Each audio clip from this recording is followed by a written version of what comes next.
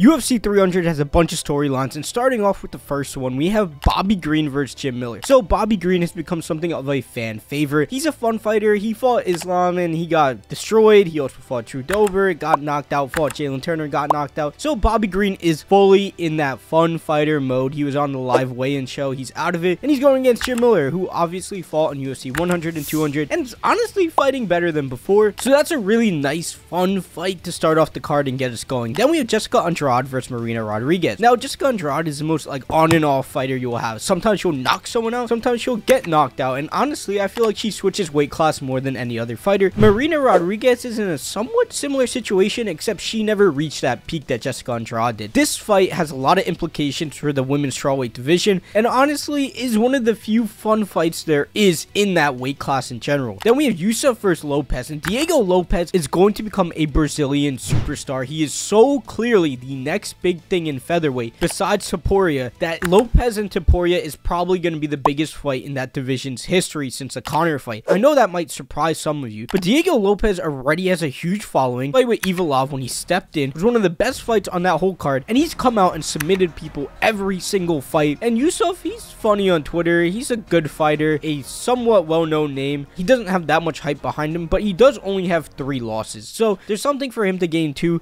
But this is way more about Diego than it is Sodiq. I don't think anyone would dispute that. Also, if I butchered Sodiq's name, I'm sorry.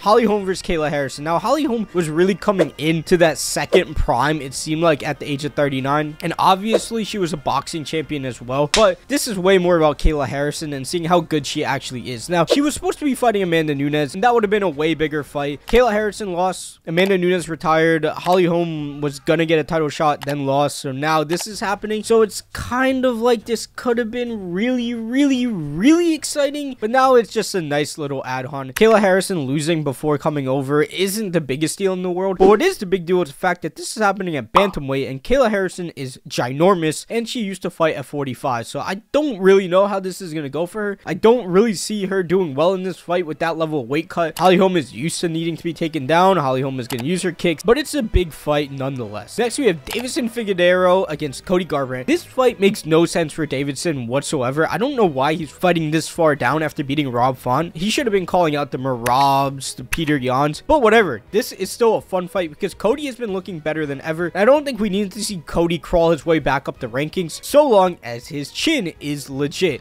Now, Deiveson Figueiredo is going to check Cody Garbrandt's chin no matter what. So at some point, we're going to figure out if Cody's chin still got it or if Cody is just completely done up. Cody has been using his wrestling more. Deiveson has been fighting smarter. Well, he still does charge up that right hand like crazy, but Deiveson and Cody is 2 well-known names, former champions. So this matchup is also a great add-on nonetheless. And if Deiveson knocks him out, it will probably be extremely entertaining. Next, we have Bo Nickel versus Cody Brunage. I think everyone knows Bo Nickel is probably going to destroy him. That is exactly what you would expect to happen, and I think that's exactly what's going to happen. Bo Nickel is really the truth. We saw his hand speed is that good. That being said, his opponents are not of high caliber, and I think this Sean O'Malley treatment is getting a little old. I think we all want a massive step up coming into the next fight. Maybe something crazy like a Costa fight or a Vittori fight. I think that huge jump is honestly what's needed because he's clearly of a higher level than all these unranked fighters. Next, we have Calvin Kattar and Aljo at featherweight. So Calvin Kattar is that boxer, and Aljo is coming up from bantamweight after being a heavy wrestler. This has a lot of implications. It could send Aljo all the way back down to bantamweight if he gets destroyed, and if he wins, that could really shake up featherweight in terms of #1 contendership. Aljo versus Ivalov is probably going to happen if he beats Calvin Kattar, and I think Aljo will look pretty good at featherweight. He's obviously not a striker, and that's going to be a bigger detriment at a higher weight class than it will be at bantamweight because he's not going to be able to just walk through those shots to get to the back. I believe this is Calvin Kattar's first fight after the ACL injury to Arnold Allen, so there's a lot of question marks here too. And speaking of ACLs, we have Yuri Prochazka against Rakic. I believe this is Rakic's first fight since his injury as well, and Yuri first fight since getting knocked out by Alex Pereira. I think a lot of us think Yuri will walk through Rakic because Rakic coming off an injury and having to fight Yuri is crazy, and probably whoever wins this might get a title shot again, especially if it's Yuri,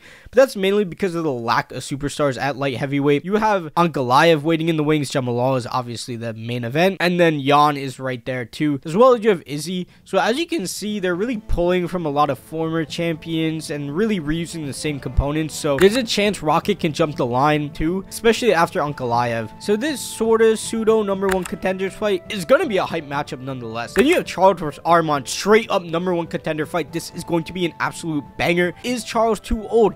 Is Arman really that good? Well, Arman knocked out Beneil. Charles also knocked out Beneil. This is a absolute firework of a matchup, the people's main event. This fight is going to answer every question at lightweight, and it's probably going to impact the division for years to come. The outcome of this: if Charles wins, he's getting that rematch against Islam again. Arman will also be getting that rematch again, and Arman versus Islam already fought. It was really close. Charles is the biggest star in lightweight, besides Conor, if you count Conor. This fight will undoubtedly shape up the division for the next year. And I think a lot of people have forgotten how good Charles is, but it's hard to measure Arman because we haven't seen that much of him after all these years he's taken to build up his striking. So absolute massive fight. Next we have Justin Gaethje, Max Holloway. Now this fight feels kind of pointless, especially because Volk lost, but nonetheless, this fight is an absolute fucking banger for the BMF title. Gaethje probably would have got a title shot if he waited anyways, because Islam said he wanted to fight Gaethje, so a lot of people are like,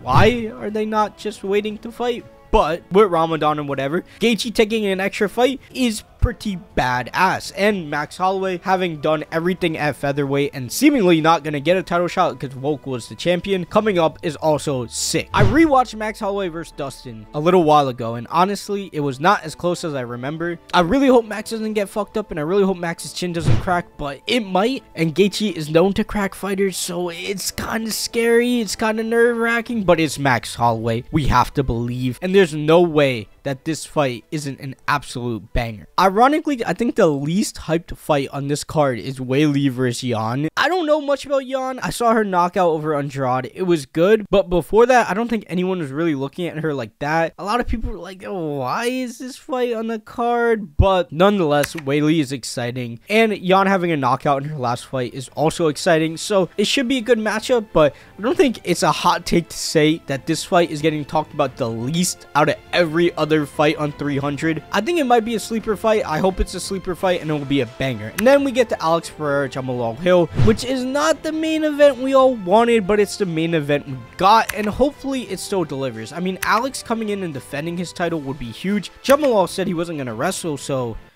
that's something. Alex wins. I'm sure him versus Izzy is going to get talked about. I'm sure Izzy DDP, Izzy get belt, Izzy fight Alex, double champ fight. That is probably the dream. Their dream for what could happen, but a lot of contenders at light heavyweight, contenders emerging at middleweight. Who knows what should have been 300? Leon got offered pretty much everyone. They all also practice Ramadan, so I don't really know why they offered him all those people, as well as the fact that Conor getting held out on 300 also doesn't make sense. Him headlining over Weili and Gaethje, I don't think any of them would have been complaining about that, as well as Tom versus Alex. I think even though it's a freak show fight, that's what you kind of want on 300, is those freak show fights. I don't really know how you ended up with Alex Jamahal, especially when Jamahal said that he didn't hear about it until 2 days before that he was the main event. It's still a banger card, absolutely fire card. Is it better than $299 though? I'm not really sure, because $299 is super stacked. I don't think we're going to be disappointed. I think it's going to be a fun night of fights, and I think with all the storylines we have, all the places all these people can go, Alex Pereira can literally become a top 5 star in the history of the UFC if he wins, which is